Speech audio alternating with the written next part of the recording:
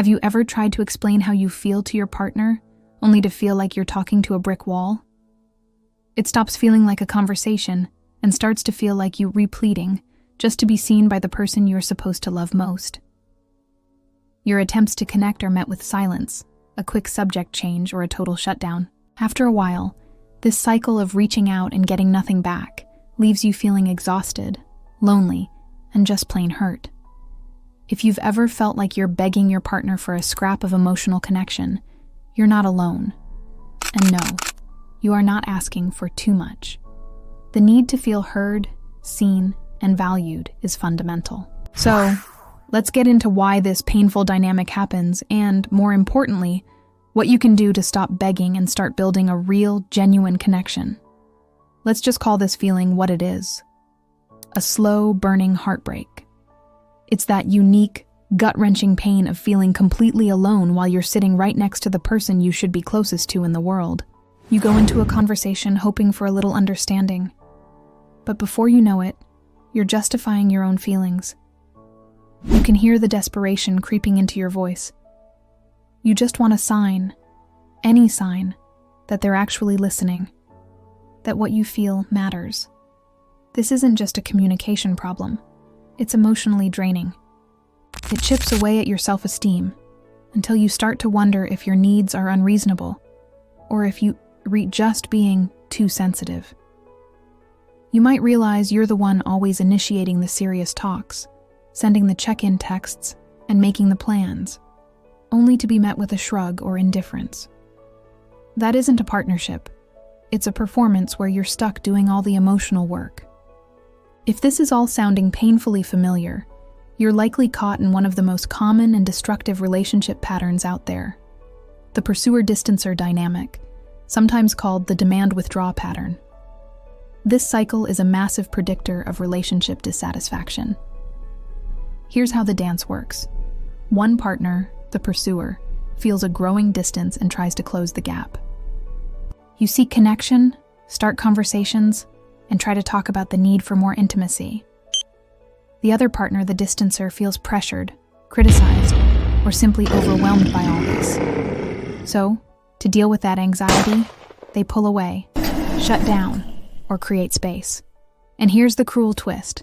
The more the pursuer pushes for that connection, the more the distancer pulls away. The more the distancer withdraws, the more anxious and desperate the pursuer becomes, which makes them chase even harder. It's a vicious cycle where both people end up feeling completely misunderstood and alone. The pursuer feels abandoned, and the distancer feels suffocated. Now, it's important to know that the distancer's withdrawal usually isn't malicious. Often, it's a self-protective reflex that comes from a fear of conflict, a fear of feeling inadequate, or even a childhood where it wasn't safe to show emotion. But understanding why it happens doesn't erase the impact. Your need for emotional connection is valid, and feeling constantly dismissed just isn't sustainable. Taking your power back in this dynamic isn't about finding a magic phrase to change your partner. It's about changing your own steps in the dance. First, stop pursuing and start stating. Pursuing often comes across as pleading, demanding, or criticizing.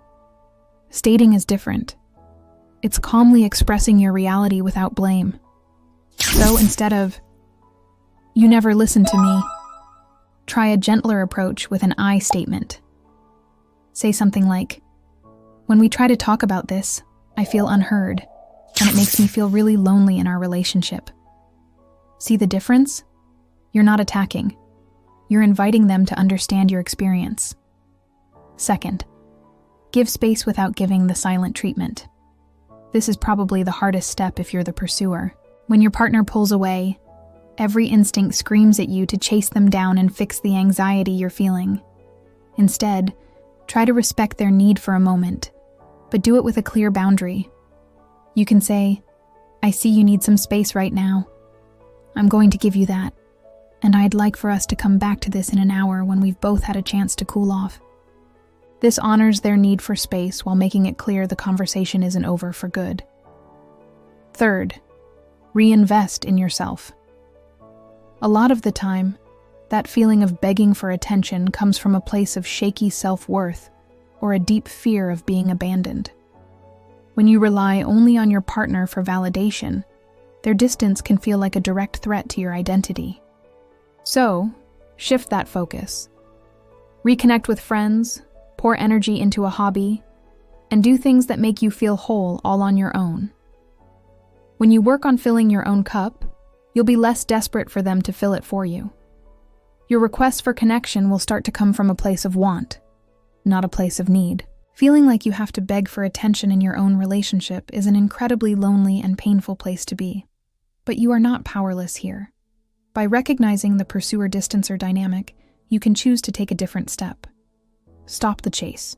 Start stating your needs with calm confidence.